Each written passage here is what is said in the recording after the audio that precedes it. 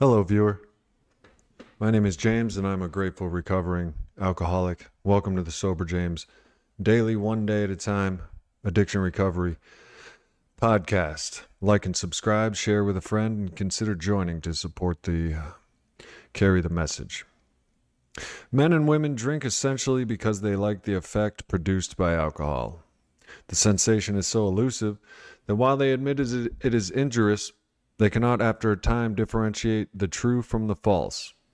To them, their alcoholic life seems the only normal one.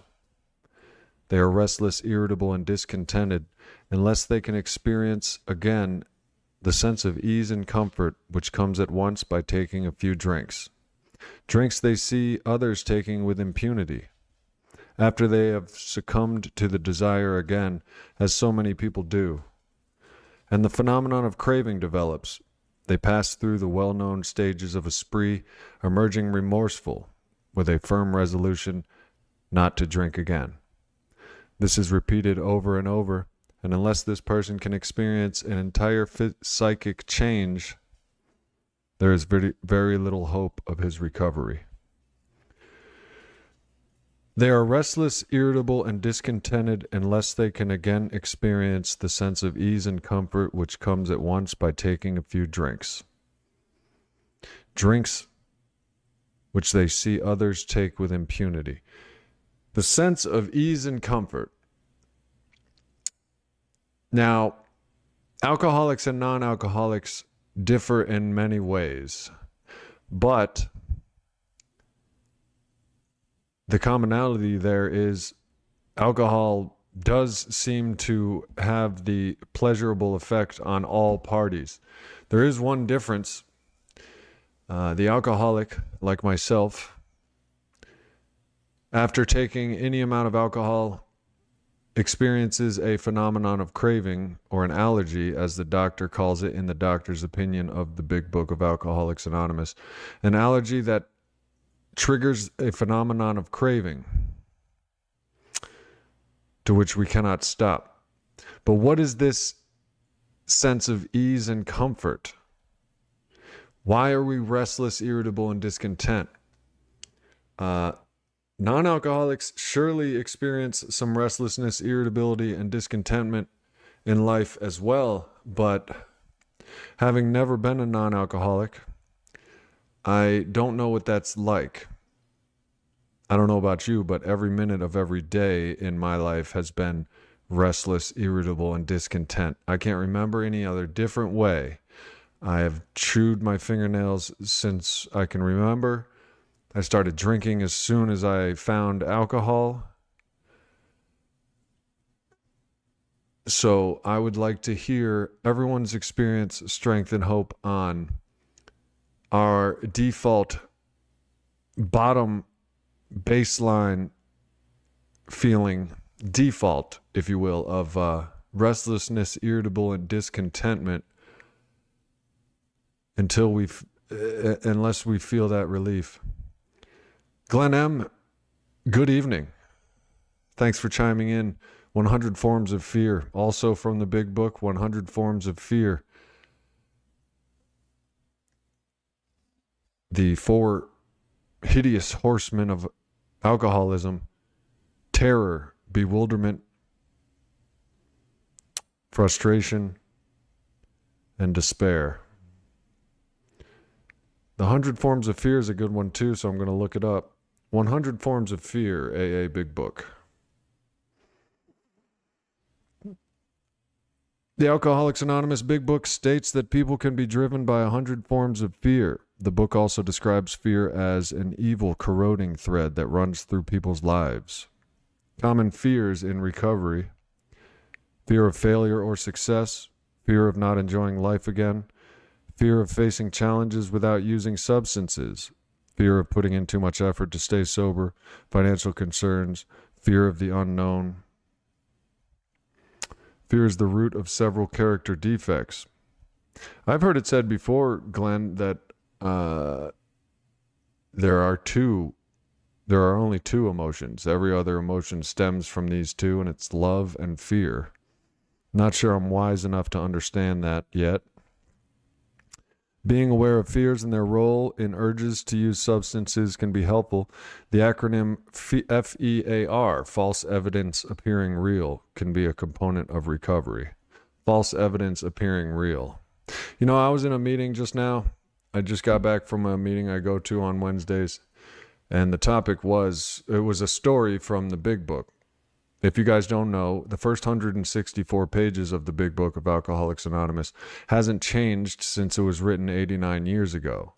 However, after that, there's 4 editions, and they all have personal alcoholics stories, anonymous alcoholics stories. This one was about a lady that started drinking when she was in middle school. She described as soon, and it's a common story. What's up, Tivana? It's good to see you. Good to finally sync up. You're telling my story, Tivana says. I should be at a keyboard before long this evening. Yeah, take your time, man. No rush.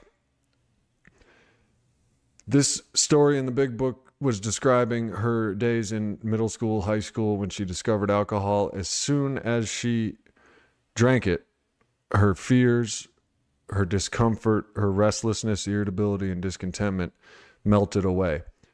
And I could feel every alcoholic in the room relating. I was relating. I've heard this said in many ways through everybody's story. Our first drinks we remember because it's like, this is what I've been waiting for. This is what I've been looking for. I'm finally comfortable. I'm finally I'm finally just able to be not restless, irritable, and discontented, but happy, joyous, and free.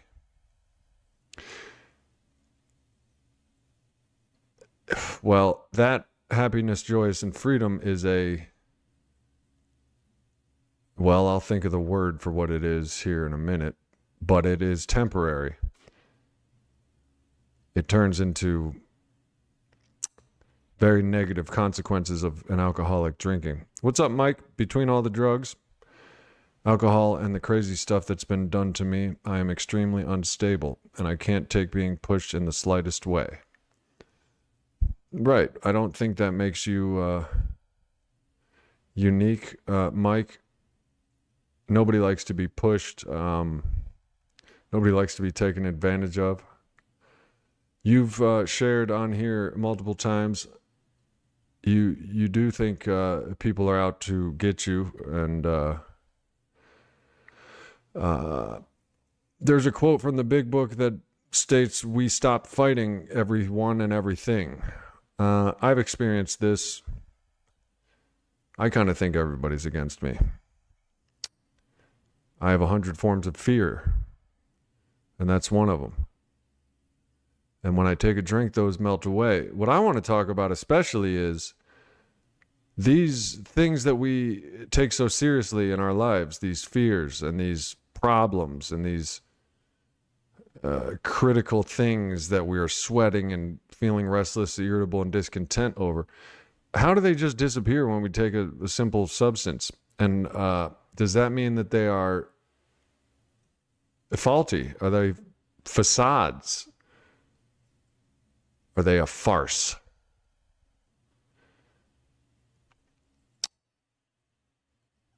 Step 10 in the Big Book, after that, we stop fighting everyone and everything. I've experienced this. The promises are coming true for me again. Over the past year, I'll give you a summary. For about 8 months, I was going to meetings every day. I was doing nothing but AA and giving my will over to the care of God, working the steps, working with my sponsor, working with other alcoholics, going to meetings. And I was on the pink cloud, and every one of the 9th step promises came true, one of which is our fear of people and economic insecurity will leave us. It happened. I stopped fighting everyone and everything. It happened. I intuitively knew how to handle situations which used to baffle me. That happened. Then I took my will back like an alcoholic. Cunning, baffling, and powerful, my disease of alcoholism insisted that I was in charge again, and that's when my pink cloud left, the promises left, and I was in charge again. and I began to slip closer back to a drink. Then I started going to meetings again and worked doubling down on my program, and I am back at the promises. The promises are real. I am feeling a happiness, joy, and freedom in my life again. The fear is not so prevalent. Trust and faith in a God of my understanding is there. As long as I keep practicing the principles of the program of recovery and Alcoholics Anonymous specifically, I find myself happy, joyous, and free. So, there is nothing to be relieved of by taking that first drink. I already feel a sense of ease and comfort. Therefore, another thing that they said in the book is true. This program is a sufficient substitute and delivers everything that alcohol promised. Sure, you can feel a sense of ease and comfort by taking a shot or 6 of tequila, but that 7th through 27th shot of tequila brings on some other situations where there are consequences, jails, institutions, and death, mother. So, the ease and comfort at once from taking a drink.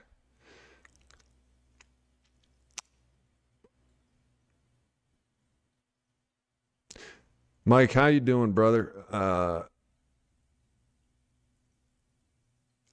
I recognize you by the way you talk. You used to be Michael, now you're Mike. Soon you're just going to be M. I'm just kidding, buddy. I really wish I knew a way to comfort you about the people that are out to get you. The things they do to you, and the problem is, Mike says, all I am is pushed big time. I thought I was free for an instant after rehab, and now I'm right back in the crap.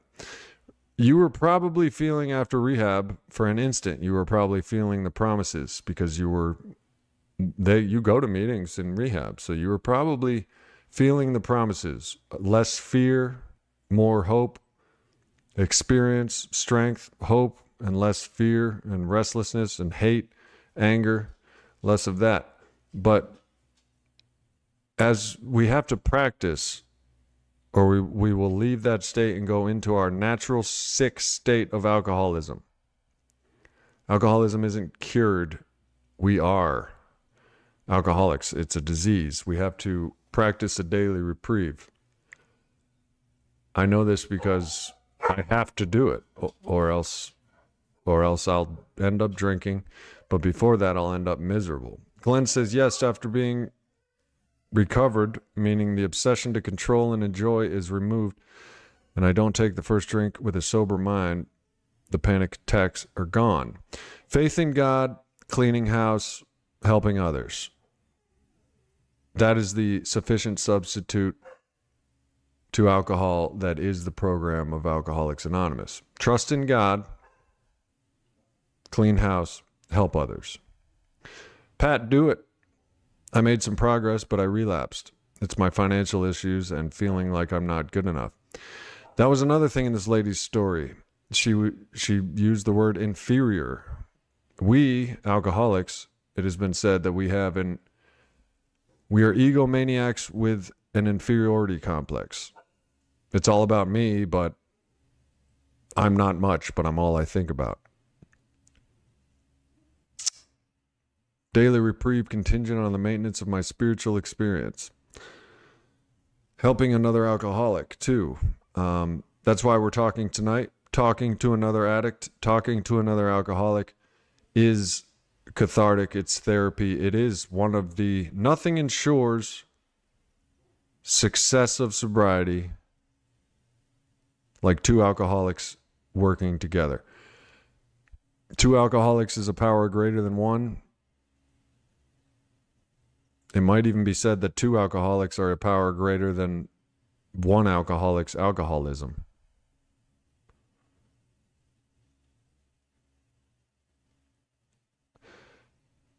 But yes, feeling like we're not good enough, inferiority complex, imposter syndrome. I don't know if anybody in here can't relate to that. As soon as my very first drink, that all faded, disappeared. A sense of ease and comfort, and a sense of belonging and worthiness. So it's a medicine. But the only problem is that medicine comes with dire side effects. The first one being the phenomenon of craving, which means 1,000 of these drinks is not enough. And then the other side effects, well, you can name them in your personal life, I imagine. I never thought I had any kids, and I don't know what it's like to have kids, Mike says. But evidently I do, and they want me to be something I'm not.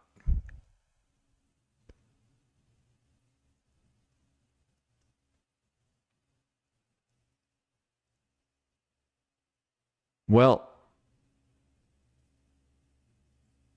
people with more experience in sobriety than myself would tell me what I'm going to tell you. There is nothing in life, no problem, that alcohol won't make worse. That's what the old timers tell me. Glenn M. says, in the big book it states we can recover with a job or no job, wife or no wife. Right.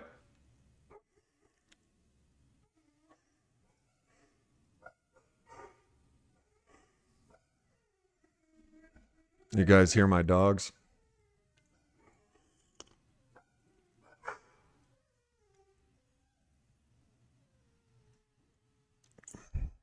Are you talking about LT from Recovering Addict? I don't know who LD is. I do know a guy named LT from a channel called Recovering Addict.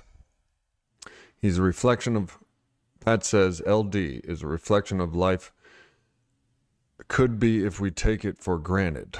He's a reflection. Well, I think we all take life for granted. We're living and we just go on to want more. So that's basically, we take it for granted.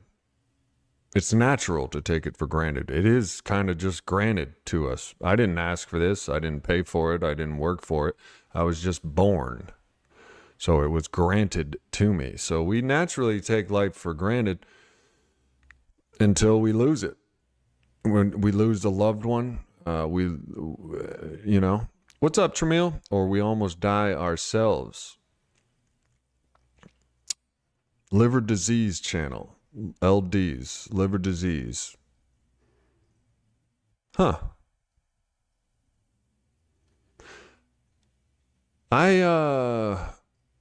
To be honest, I don't watch much.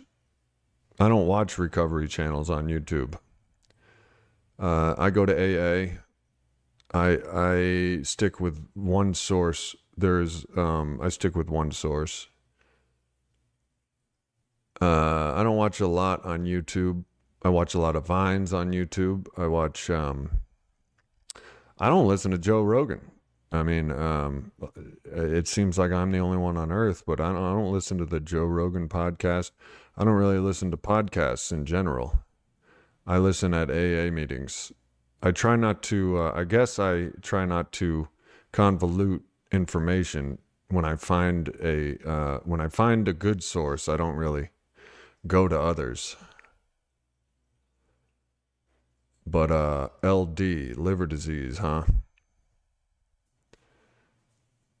And sometimes I'll check these out, I check out Shade's channel every once in a while, see how other alcoholics and addicts are doing.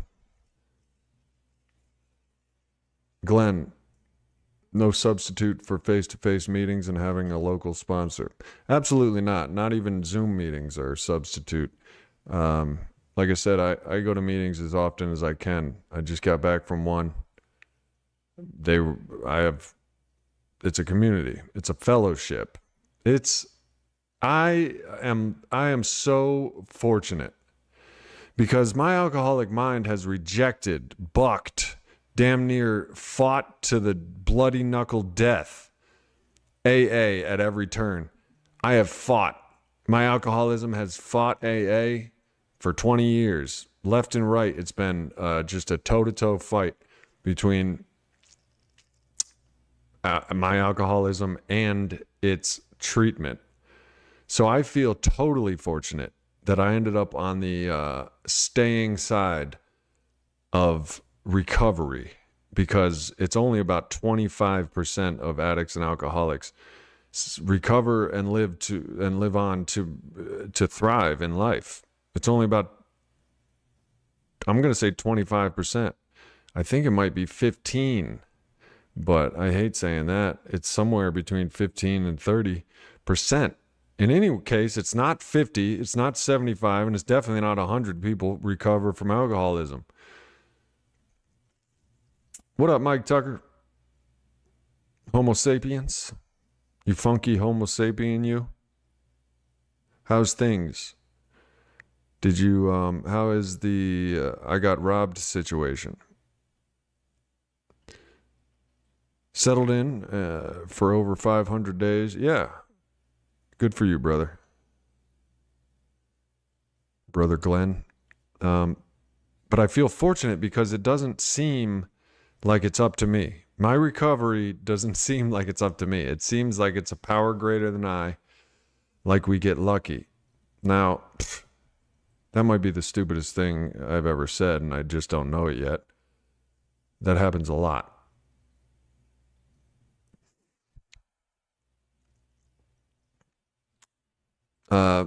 Yeah, I'm working out every day. When I work out, I feel good. I feel good about myself. It keeps me, well, diet and exercise. Diet and exercise is something that every doctor has told every human being since the dawn of time. So I just keep it simple. KISS, KISS, keep it simple, stupid. Diet and exercise it is. All right. I'll try to eat well and I'll try to exercise every day, one day at a time. Now, is that going to cure my alcoholism? No. Is it going to help treat it as a seemingly infinite faced facade of a beast of addiction? Yes. Diet and exercise will help treat your daily malady of addiction, but it won't just treat it.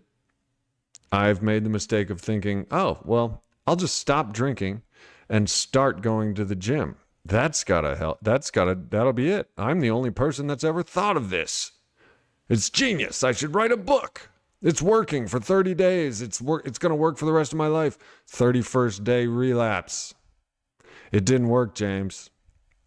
You aren't the smartest human being on earth. You aren't the all-powerful, almighty, alpha, omega God that knows what you're doing. You don't have the power over your disease of alcoholism. You do have to take the suggestions of a power greater than yourself.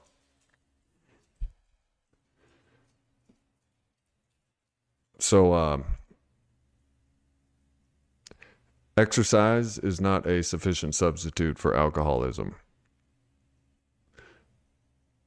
Alcoholics Anonymous, as it turns out, is. Plus exercise, plus diet. You know? Mike Tucker said, I tried dealing with the police, but they just wanted more money, so I decided to cut my losses. What? The police wanted more money. Mike got robbed. He's still sober.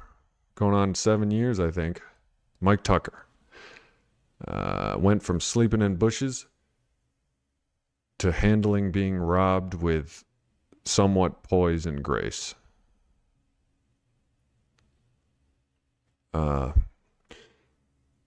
anger. Even justifiable anger, we should leave to those better equipped. Glenn says, I tried more ways to stay sober without AA than I did to enjoy and control my drinking. Yeah, we can list these ways to infinitum, the ways we tried to stop. This lady in this story in the book tonight said she tried all kinds of ways, including, if I wear this shirt, I won't drink. If I'm with these people, I won't drink. You know what I mean? I think we all know the end to that story. She ended up drinking.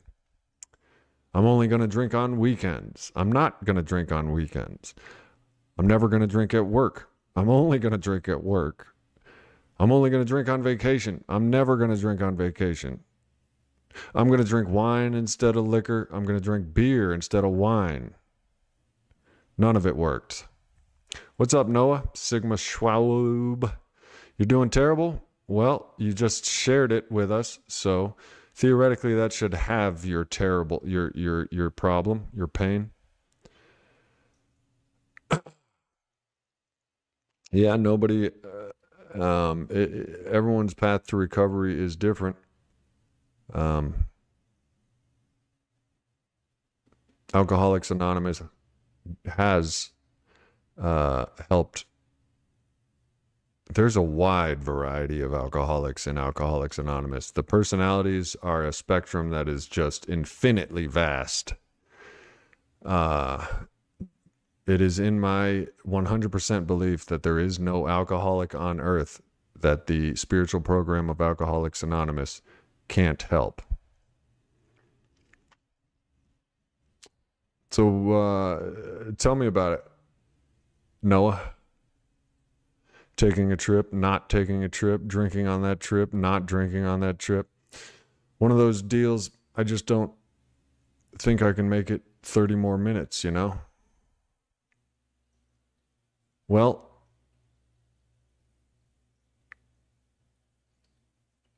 what you think may not be the truth.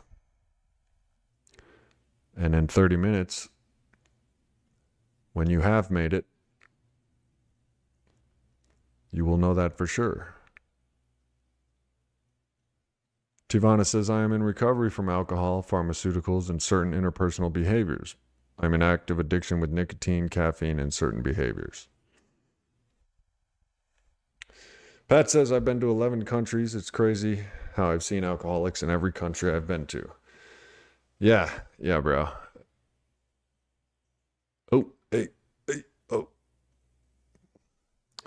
Well, I have my own theories about why alcoholism exists in humanity, and the greatest one centers around how it's hard to be human. Our fears involve unnatural circumstances that our own, quote, intelligence and civilization has invented.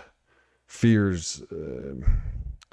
So alcoholics in every country that you've been to, it's a humanity thing. We make each other uncomfortable, so we have to drink. That's basically the synopsis of my theory. Noah, if you want to call in and talk, buddy, you know the number. It's on the screen there. Tivana says, starting with what's killing me quickest is already showing yields. If I abstain from any of my active addiction, I remember quick that the irritable discontentment is just below the surface. I'm on my first step 4, he says. My new fellows tell me that I must work these steps in order, and if I do, serenity is promised. You will know serenity and you will know peace. It's in the promises. I will tell you from experience that the promises do come true from working the 12 steps and the principles in all of your affairs.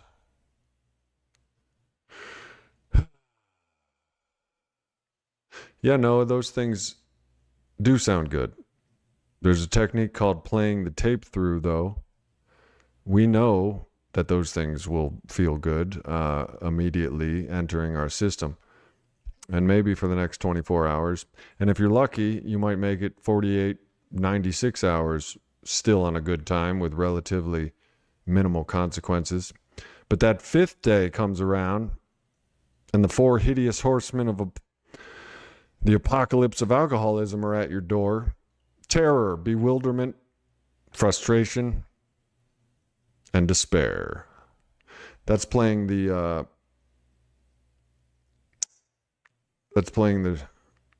tape through. Play it through, Noah. Play the tape through of where that's going to lead you.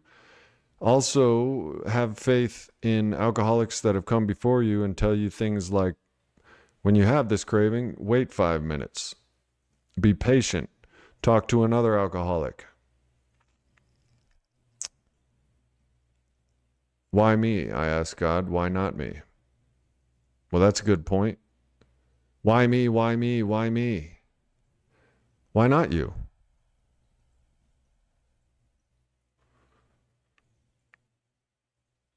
Pour me, pour me. Pour me another drink.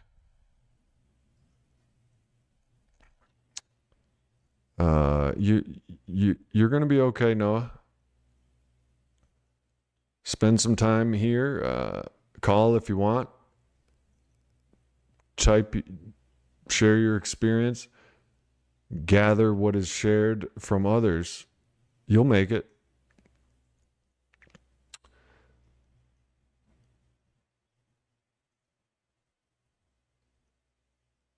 Restlessness, irritability, discontentment, and 100 forms of fear. Heroin, perks, alcohol sound unbelievably good.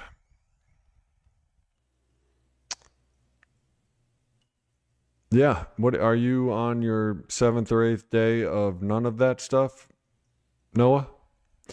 Glenn says, my alcohol bone was connected to my cocaine bone. My cocaine bone was connected to my heroin bone for decades. I walk the earth a free man today. Why not suffer is the real question, and sometimes you must deal with it. Here's the thing about suffering. You're growing. Pain is the cornerstone of growth. Without pain, meaning if you take heroin, perks, or alcohol right now to make yourself feel better, you don't grow. Your character doesn't grow because your comfort is activated. In AA, we're encouraged to practice character over comfort. Be uncomfortable, bro. Eat that pain for breakfast, lunch, and dinner, and grow. You're not entitled to a life of no pain. Why not you?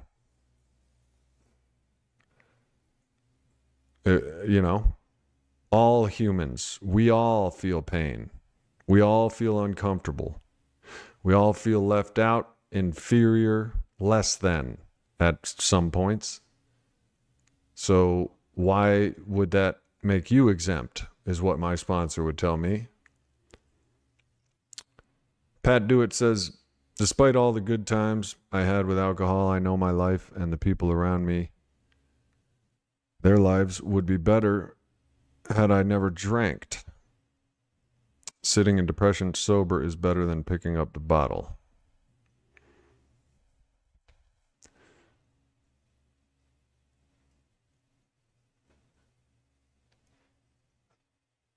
Well, true depression, in my experience, needs to be treated. I take Prozac, 10 milligrams, maybe 20 of fluoxetine. It's a SSRI antidepressant. What's up, Mindsci? Medicating in this way doesn't alter my state, doesn't get me high, but apparently it helps with serotonin, dopamine, depression, stuff like that. So because I'm medicating responsibly, I don't medicate irresponsibly. Noah has a, quote, great idea. at the moment and drink right now with Sober James. I don't, that's not a very good idea, Noah. Noah, are you setting off on your case of the fuckets right now? And are you pushing off into the land of fuck it? I'm gonna drink, use, snort, slam.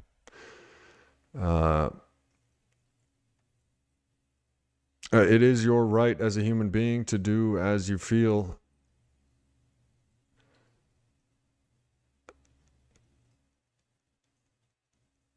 But the definition of insanity is doing the same thing over and over again and expecting different results.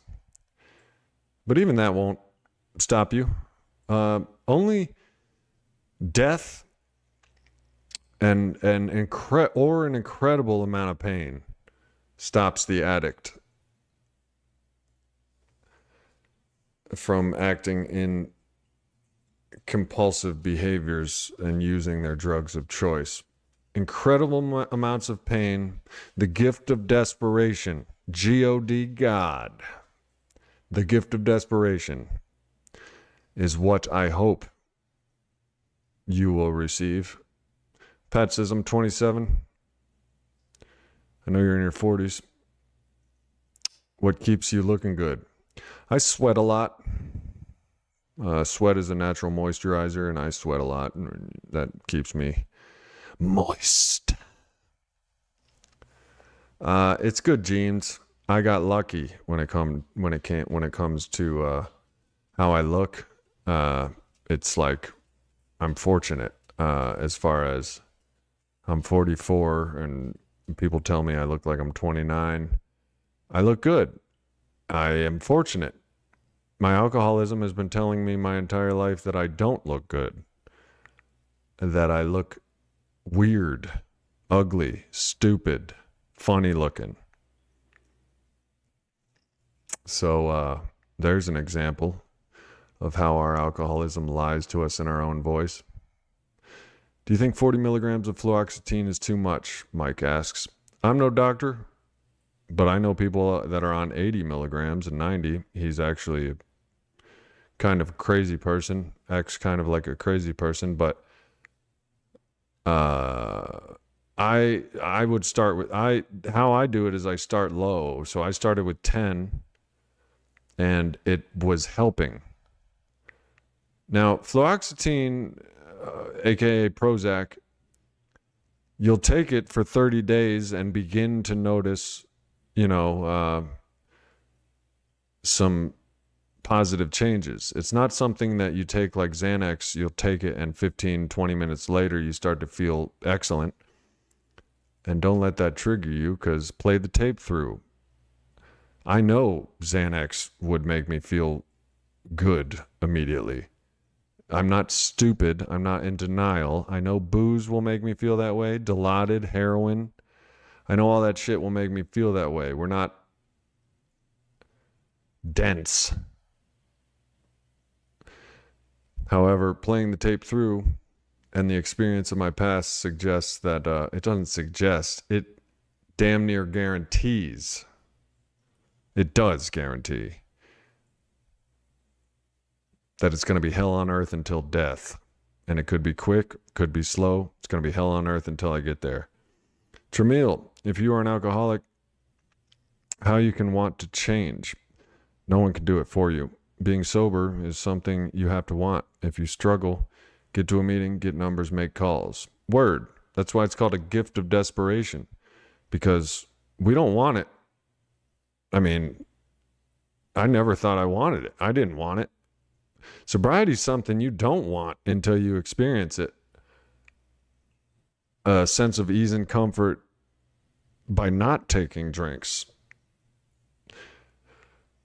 Tremil is absolutely right. And that's why I feel fortunate to be on this side of sobriety, is because it's not a straightforward thing to comprehend, attain, or understand, or even sustain. I thank God every day. Pat says I have good genes when it comes to having a good physique. Alcohol will lie to us and tell us we are worthless. Word. You know what I mean? Here I am walking around, I'm 6'5" and sexy AF. And my alcoholism will be in my head being like, I ain't shit. Stay in your house and get some booze. Turn the lights down low. You ain't shit. You're not part of them. They're better than you. They got everything you don't. You might as well drink.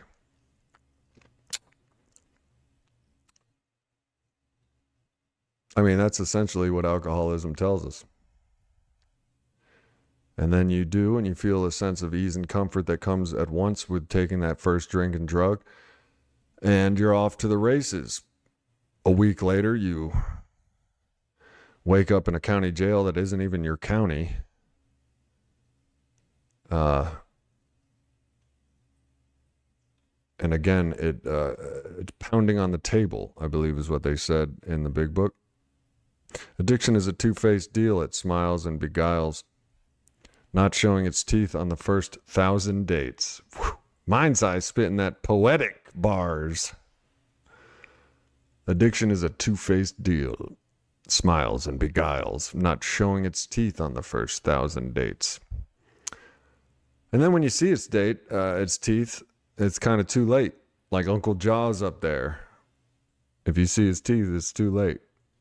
Uncle Jaws. Yeah, as a teenager, I was uncomfortable, restless, irritable, discontent, inferior, insecure, self-conscious. And I'm still that. But as a teenager, that's when I discovered booze. And a sense of ease and comfort came over me. And that night promised the rest of my life would be awesome. And it, we had our fun, but man, did it tear my shit down. Yeah.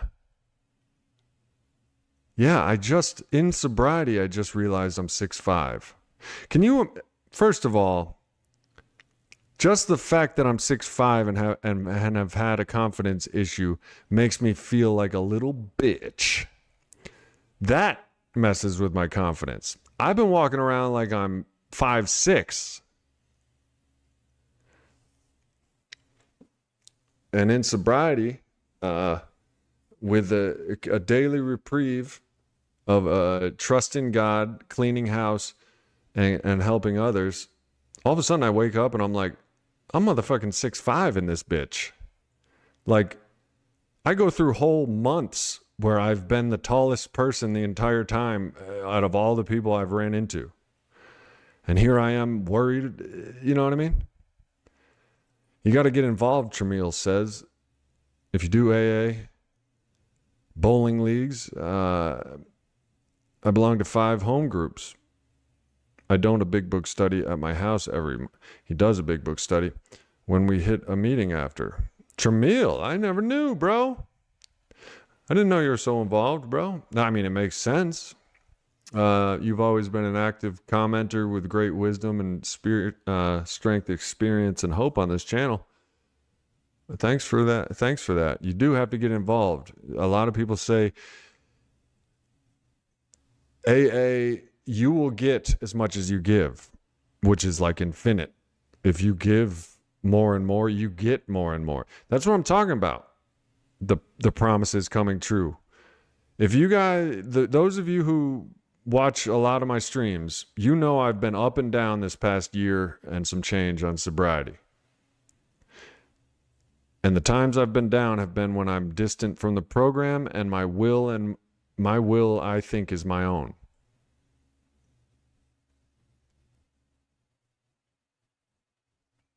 Pat can fight and has money issues. Has money. Yeah. You know what I mean? There's no rhyme or reason to our inferiority complex. There's no rhyme or reason that we feel less than. Then the times we feel more than. I'm the shit. I'm better than all these people. There's no rhyme or reason to that shit either. This is all our ego. Ego, E-G-O, easing God out. When you're right-sized, knowing that God's running the show, a God of your understanding, and if you don't believe in God, just believe that I believe. And if you don't believe that I believe, just know one thing. There is a God, and you're not it.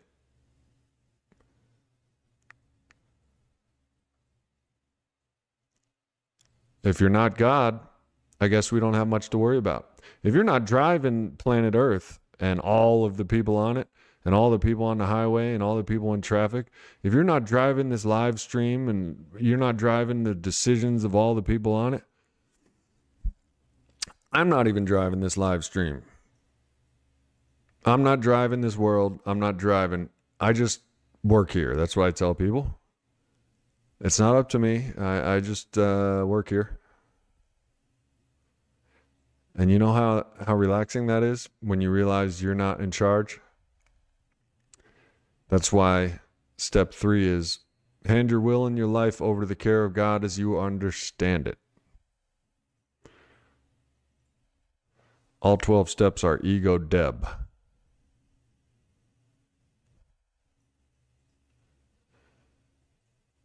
Uh, 18 months come in March. Good for you, Tramiel. Active in AA, service work. It sounds like you're trusting in God, cleaning house, and helping others. But time ain't shit, bro. Time ain't shit. I relapsed after 7.5 years. Bill W. asked the founder of AA, Bill Wilson, wanted whiskey in his final days, in his final month. He had stopped going to AA meetings. That is a testament to the power of alcoholism. The founder of AA, my personal hero, all of our heroes, all of us. We owe whatever. Bill W. wanted to take a drink in his final days because he wasn't going to meetings. 36 years sober without a drink. Time ain't shit. You and I are both the same length away from a drink, and that is the length of our arm. That's how far away from I am of a drink right now. Not right now. I would have to walk. Ego deflating. There you go. Jamil says, oh, and I had to change my old friends. Now I have new sober friends. I don't allow alcohol at my house at all. There's only one thing you have to change, and that's everything. People, places, and things. You will experience a total psychic change, which is necessary, according to, I think, the doctor in Dr. William D. Silkworth in the Big Book of Alcoholics Anonymous. Men and women who have experienced a total psychic change begin to recover from a seemingly hopeless state of alcoholism. We have a daily reprieve. That's right.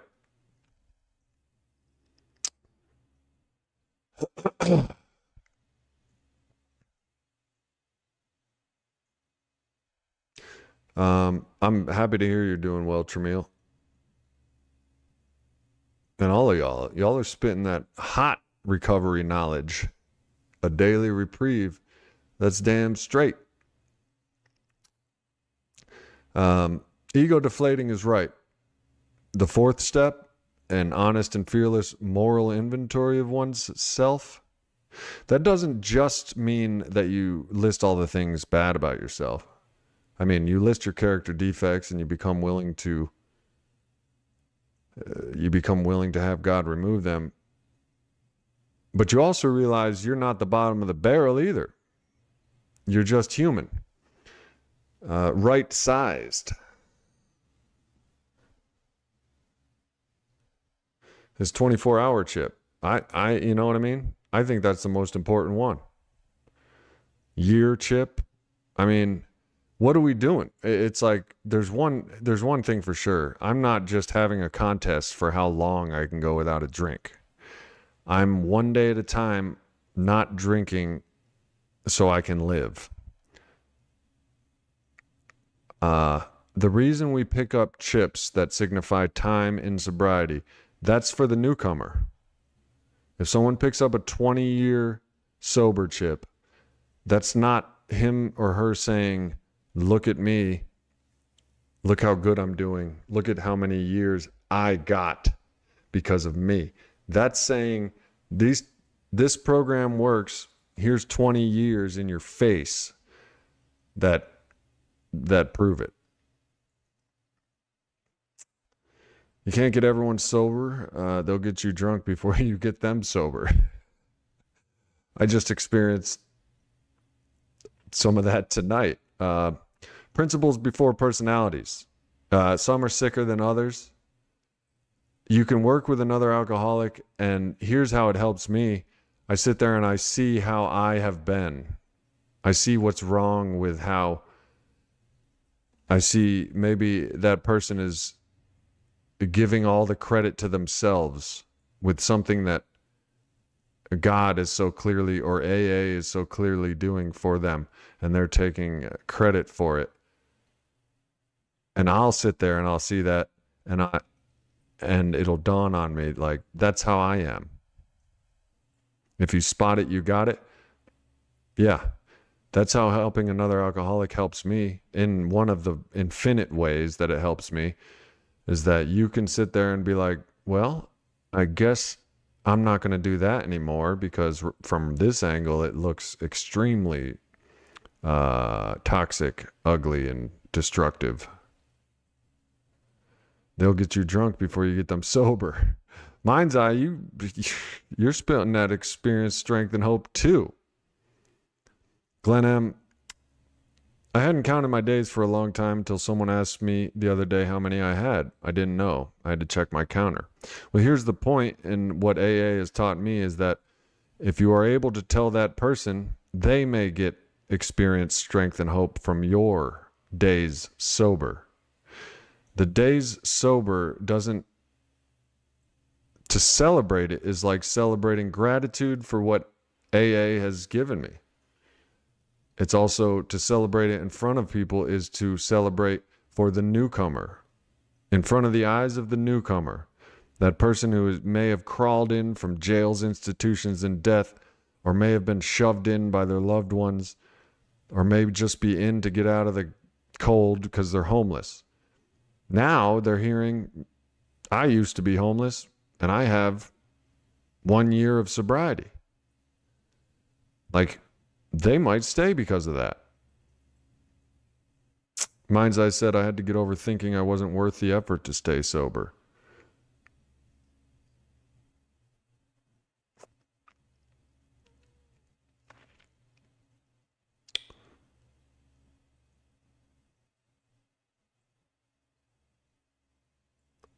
Yeah,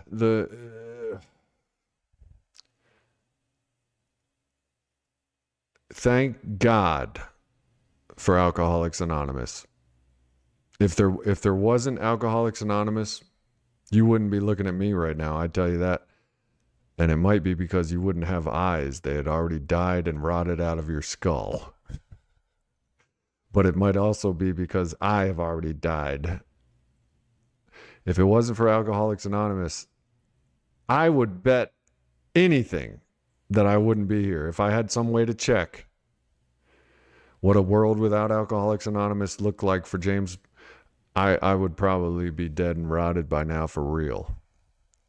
I am extremely, extremely grateful and humble and grateful. Now, my alcoholism will just use that and take it and twist it into a tool to just stab me. I have to stay close to AA and its principles. I have to use what they tell me and not what I think. That's how I stay clear of the wolves of alcoholism. Tramiel says, I hate to say it, but the ones who keep me sober are the people who keep going out and coming back. It's another reason to tell your story and to tell it honestly. You could save somebody their last drunk and their life just by you saying, I just got back from it there and I almost died. You know what I mean? Bonus days. Hey Pat, how you doing right now? What are you up to right now? How you feeling? What's your story? If you'd like to call in, there's the number down there. You can call in live. Talk to me, another alcoholic, another addict. Noah, you still doing all right out there? How you doing, brother? A sense of ease and comfort knocking on your door? Or has it already kicked down the door and it's up your nose and down into your stomach already? God willing, you'll come out the other end and keep coming back.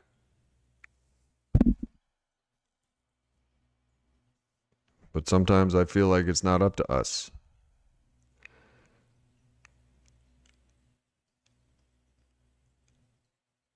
I do know a very powerful feeling of remorse. I have woken up in jails and hospitals and had this feeling. Tell me if you can relate. It's a feeling of, why didn't I just stay sober? Why didn't I listen? Why didn't I listen? Why didn't I resist? Why didn't I do it? Here I am in jail again. Here I am in the hospital again. There goes another girlfriend again. There goes another job again. And the feeling of remorse, like, why didn't you just not drink? That is a powerful realization. But we have built-in forgetters. The sense of ease and comfort that comes at once by taking the first drink and drug haunts me. I become obsessed with it. Without practicing the principles of AA, I become obsessed. Pat says, I'm a black American male. I don't support your money, but I appreciate what you do. Word.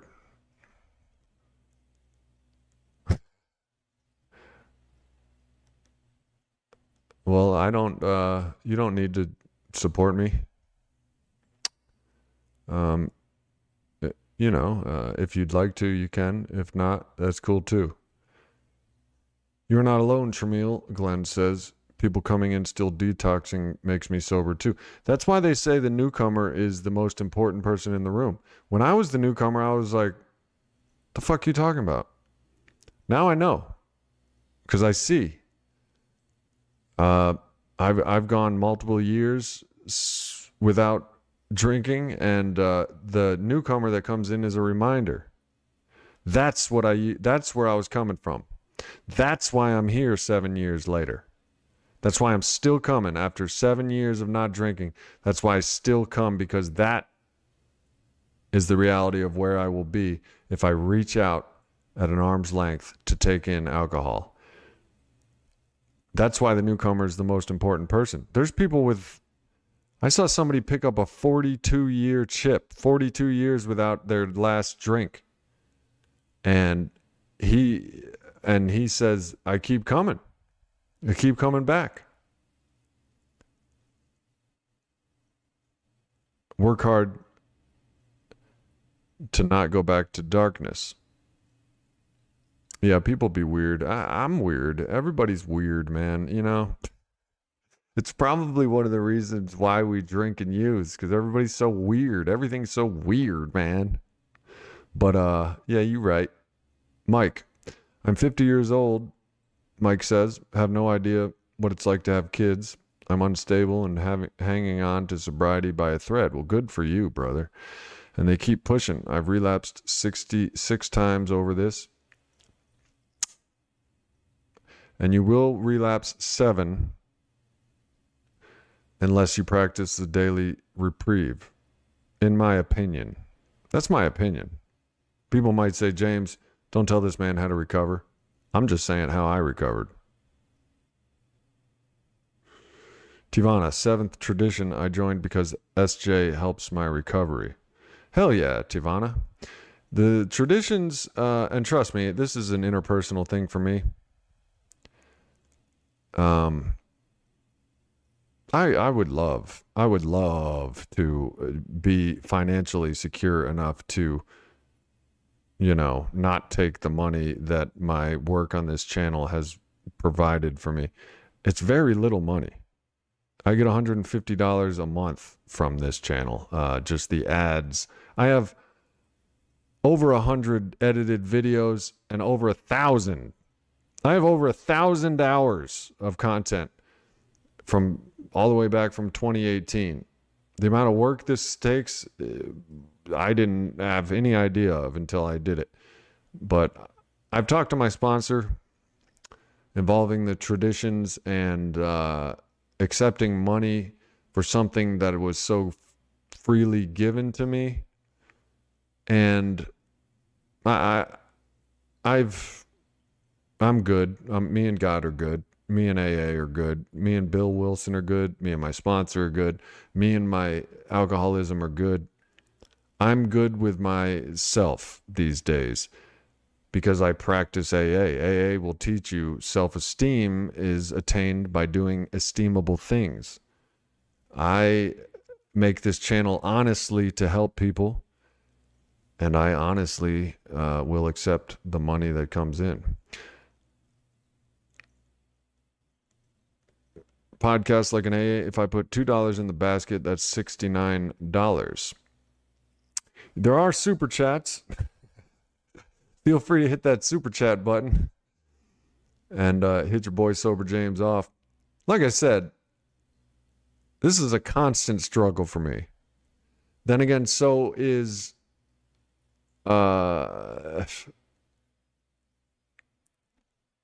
living in America.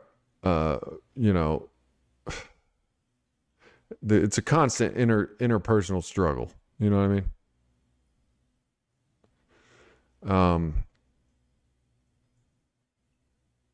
A YouTuber, bro, I mean, you know what I'm saying? To be a YouTuber, involves making some money. So I'm like, why would I sell myself short? There is one opinion that I've been considering, and that it's my own opinion of maybe if I demonetize the channel totally, just didn't make a dime off of this channel, maybe that would start paying spiritual dividends. You know what I mean? In AA, I've learned doing the next right thing pays invaluable, priceless dividends. So if that's true, why don't I give this gift of sobriety away for free? Well, I am. Who the hell knows? Miss hashtag Holly Ford knows. She keeps me in line. You know what I'm saying? I'm a YouTuber. I'm not just a recovering addict. I'm a guy that needs money as well. I would love to, and I do give it away for free. You know what I mean? You don't have to pay to watch this channel. I hate this argument. I hate this discussion. Let's move on. The fact is, I work a shit ton on this channel, and I deserve money for it. I don't ask you for money. If you feel like that's cool. I do ask from YouTube, though, because, you know what I'm saying?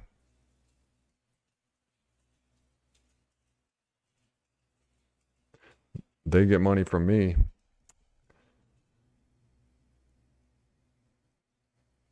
But getting money is not going to cure my alcoholism. Nothing cures my alcoholism. It is treated by a daily reprieve. Much from talking to alcoholics like we are doing now and like we will do tomorrow when I stream again. It's a constant stream. It's a constant stream, a golden shower, if you will, of content from Sober James. A constant stream raining down upon you live like a shower that is golden. Yeah, there's two schools of thought on that, Glenn, and I thank you for supporting. I just want you to know that it is sometimes, as far as recovery goes, it is a sense of spiritual unrest for me. Pat, you can find that in the description of this video, my Venmo, my Cash App. In the description, if you click read more, do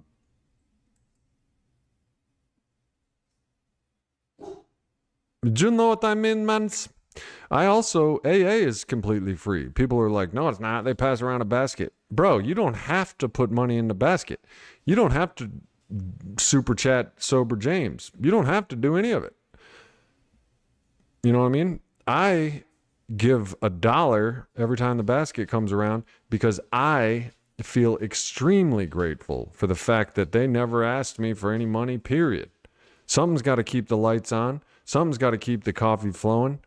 We are self-sustaining in AA. That's kind of how I treat this channel. If you feel like you get something from this channel, if you feel like giving back, you do the comments, like and share, and hit me with a hit that join button or a Cash App. Do whatever you want to do. That's on, you know what I mean? There are expenses, and I want the meetings to be there, and I want SJ to be here on YouTube. Right. You guys pay my internet. It could be said, without you, I couldn't pay my internet, and this show wouldn't exist. $150 a month? That's about internet. That's about internet. More of you join. All of a sudden, I'm making $200 a month. Maybe I'll start looking at a better camera. $300. Maybe I'll start getting a better audio. $400, $500, $1,000 a month. Maybe I'll start thinking about quitting my job and streaming all day, every day, and creating content, shorts, and all kinds of events. $2,000 a month. Maybe I'll start saving for that RV that says Sober James on the side of it and start doing a tour around, coming to all of your hometowns and picking you up and having a grand old sober time and living life sober. Maybe, I'll start employing some of you. Miss Holly Ford is already head of affiliate marketing and collaborations for the Sober James channel. Miss Holly Ford is head of affiliate marketing and collaborations.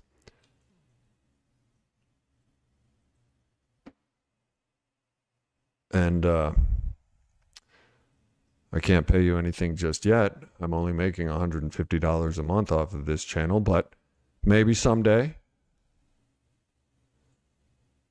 How do you feel up being a white guy supporting Russia or Ukraine? Go Ukraine! How do you fill up? I don't know what you're asking, to be honest, Pat.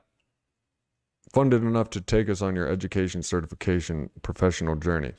Tivana, I hear you. March 12th is coming up. Here's the sad part. March 12th for my peer support certification. It's coming up, and I might have to work at the post office again instead to get money. That's why I try to do this for a living, so I don't have to work at the post office. Yes, I am a white man, Pat. How do you feel about a black man bowel movements? How do you feel about a black man BM? Bowel movements? How do I feel about a black man?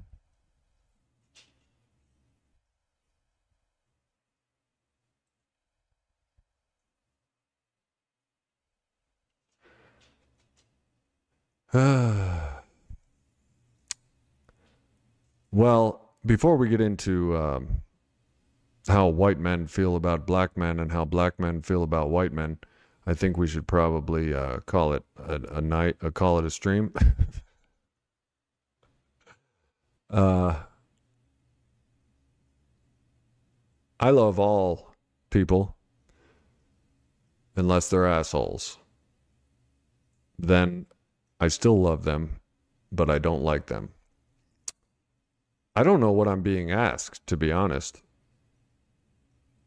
I'm not trying to make it racial, but how do you feel about Ukraine?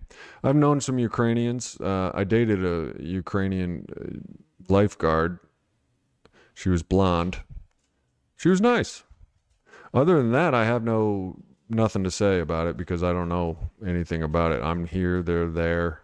I'm not involved. I did my time in the Navy. We weren't involved then either. I don't know enough about it. I'm not there. I'm not involved. I can't tell you about it.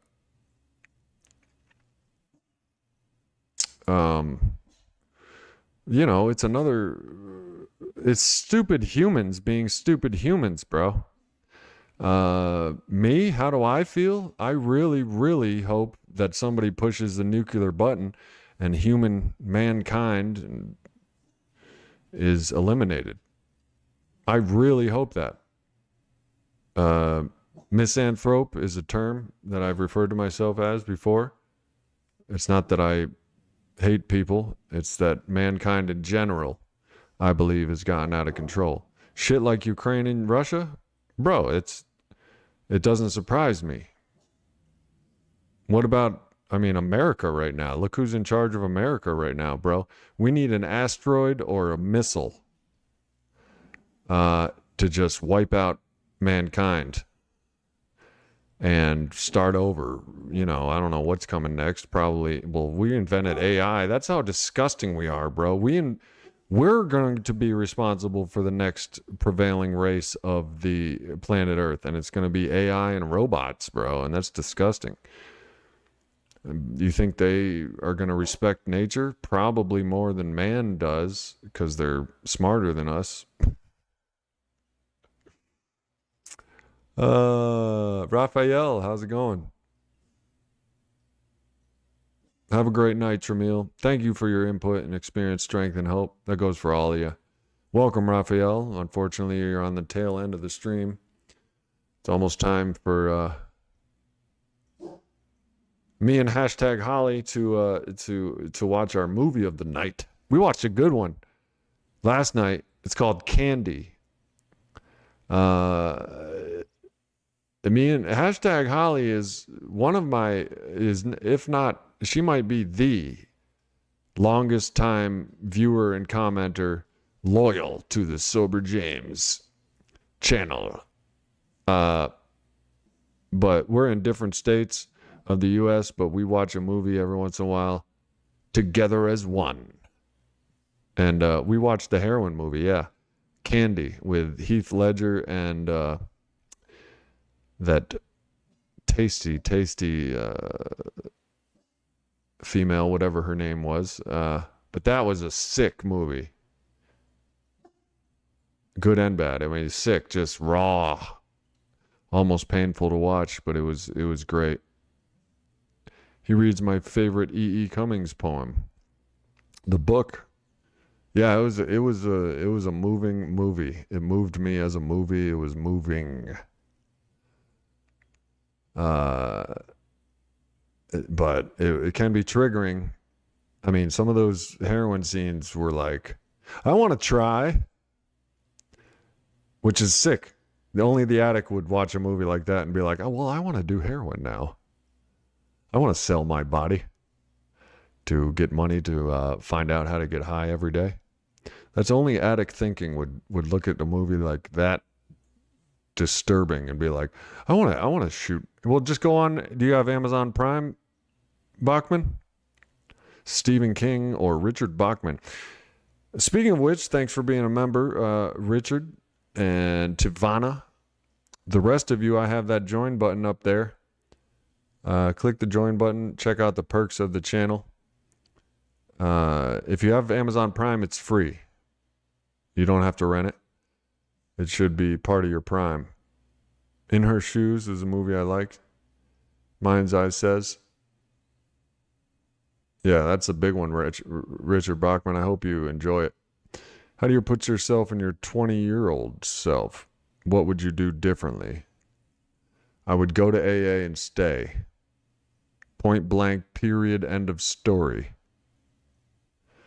If I were to confront my 20-year-old self right now, first of all, he'd see how good I look and like how awesome I seem to be doing. And he'd look at my tattoos and be like, whoa, bro, you're doing all right. What happened? I'd be like, yo, come with me. I'd take him to an AA meeting. I'd introduce him. I'd be like, this is where you're going to stay. And and if you stay, then how do I exist? Because I would have more tattoos and be more awesome if my 20-year-old self stayed in AA. Or I might be a god by now. If I went to AA and stayed at 20, I might be a god by now. No,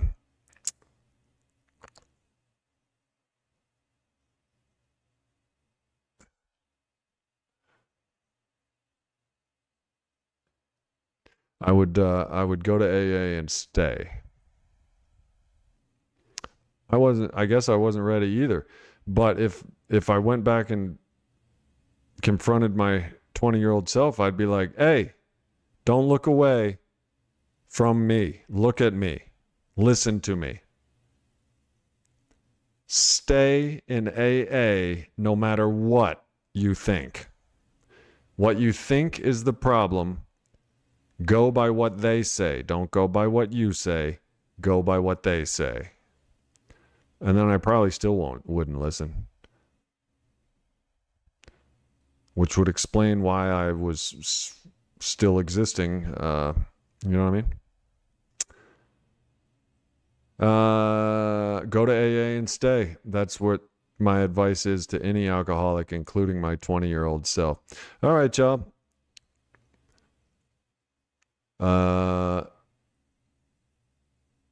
Words of wisdom.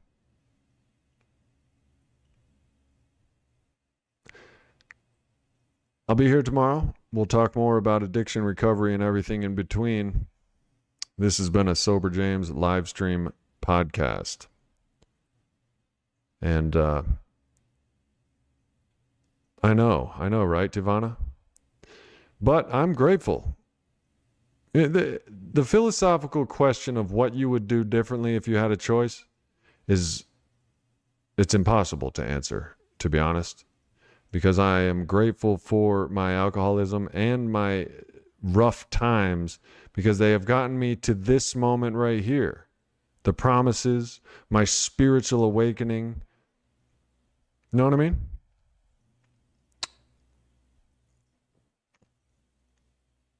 And bro, I don't have good genes. I'm an alcoholic.